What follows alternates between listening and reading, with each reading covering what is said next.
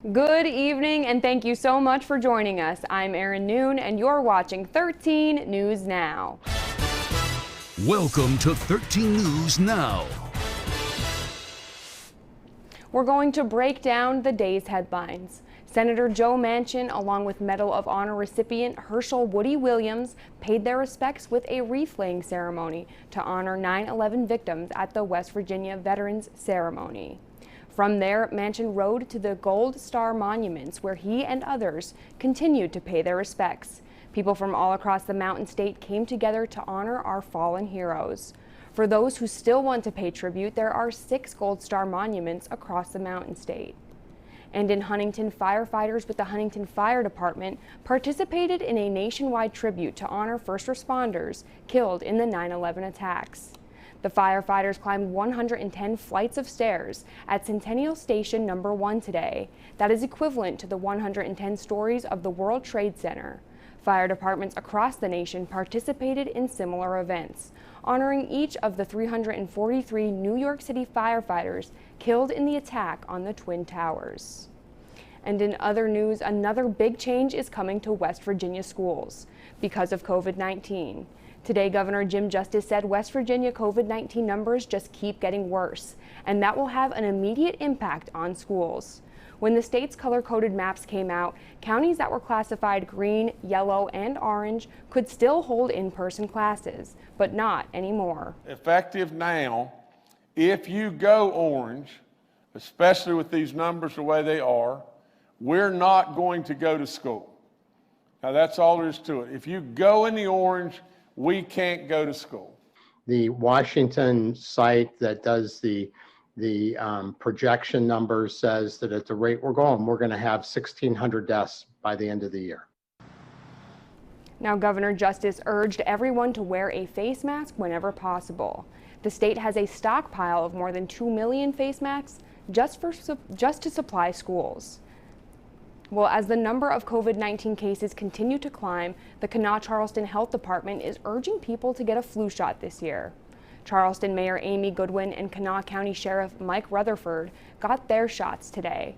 The health department received 10,000 shots and will be offering them for free. Flu shots will also be available at COVID-19 testing events starting Monday at the Bible Center Church from 1 to 6 p.m. Well, West Virginia EMS crews are now required to wear face coverings at all times during patient encounters, regardless of the patient's symptoms. The Department of Health and Human Resources also requires emergency personnel to limit bystander presence and stay 6 feet away from anyone other than the patient. EMS crews must also wear eye protection on calls and wear a face shield that covers the eyes and mask. Well, just a little something for what I like to call Feel Good Friday. A drive-by birthday was recently held for a World War II veteran in Columbus, Georgia. Mr. Dewey P. Williams served almost 3 years in the Army as a corporal and turned 100 years old this past Sunday. Cars drove by and honked to Mr. Williams while he was enjoying his celebration on his front porch. The Central Alabama Veterans Care System put on the parade, which included a police escort. Mr. Williams has been living in the same Columbus house since 1964, and we do want to wish him a very happy birthday. That is a tremendous milestone. Now let's head over and see what's trending on WLWKTV.com at this hour. A horse that was cloned at a Texas veterinary hospital may help save his species.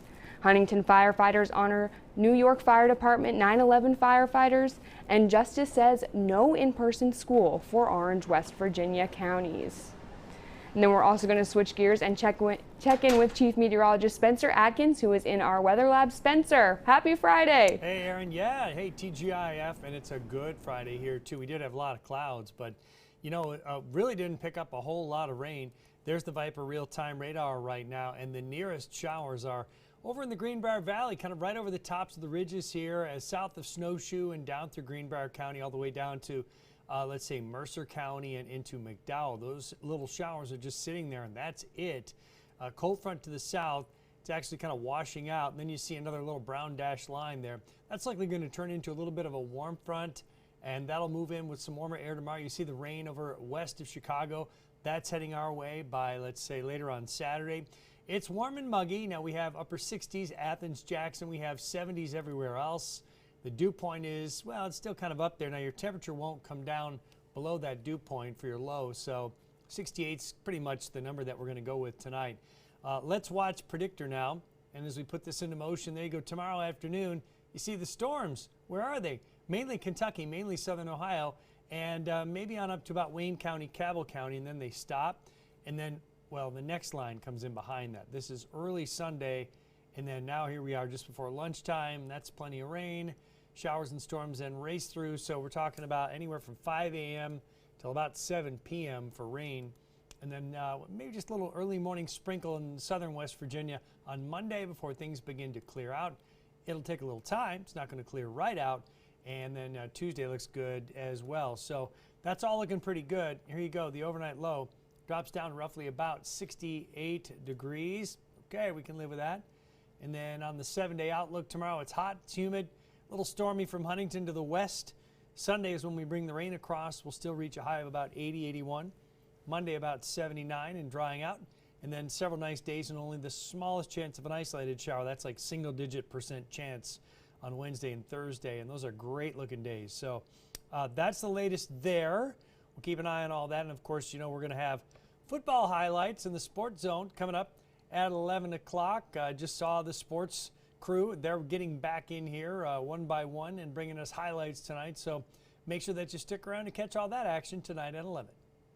Yep, we definitely have lots coming up on 13 News at 11. And like Rob said earlier, you cancel that Sunday out of the forecast and it looks pretty good out there. So Spencer, thanks so much for that update.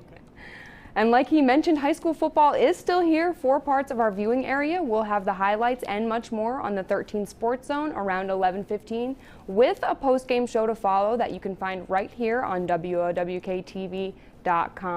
But that is going to do it for 13 News Now. Make sure to keep up to date with everything breaking, local, and trending with our 13 News app. And like I mentioned earlier, tune into 13 News at 11 with Jennifer, Rob, Spencer, Jake, and Cassidy. Have a great weekend. We'll see you here again on Monday.